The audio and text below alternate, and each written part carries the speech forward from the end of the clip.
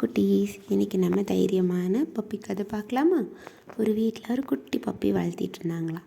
அதே வீட்டில் நிறைய ஆடு மாடெல்லாம் வளர்த்திட்டு இருந்தாங்களாம். அவங்க ஃபார்மர்ஸ் தான். அப்போது அந்த குட்டி பப்பி ஒரு நாள் ஜாலியாக விளையாடிட்டே அந்த ஆடெல்லாம் பார்த்துட்டு இருந்துதான். அப்போ திடீர்னு ஒரு குட்டி ஆடு அங்கே வச்சுருந்த வேலிக்கிட்ட போய் நின்றுக்குச்சான். அங்கே போகக்கூடாது, இந்த பக்கம் வான்னு பௌ சொல்லி பார்த்துச்சான். ஆனால் அந்த குட்டி ஆடுக்கு புரியவே இல்லையா. அங்கே நின்று விளையாடிட்டு இருந்துதான்.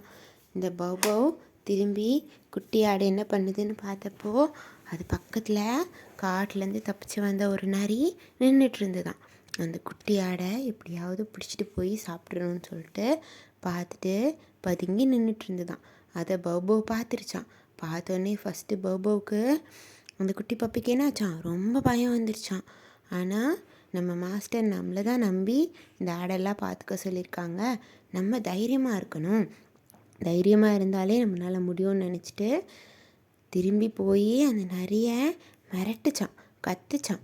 அந்த நரிக்கு ஷாக் ஆயிடுச்சான். இத்தினோண்டு இருக்குது, ஆனால் இவன் பயங்கரமாக கத்துறானே, அப்போது இவன் கண்டிப்பாக ஏதாவது செய்வான்னு நினச்சி பயந்து தப்பிச்சு குடுகுடுன்னு ஓடி போயிடுச்சான்.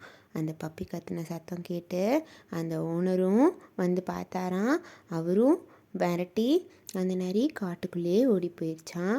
அப்போ தான் அந்த ஓனர் நினச்சாராம், சைஸில் குட்டியாக இருக்கான்னு நினைக்கக்கூடாது, நம்ம ரொம்ப தைரியமாக இருந்தால் நம்மளால் எதுவுமே முடியும்னு. பபாய் குட்டீஸ்.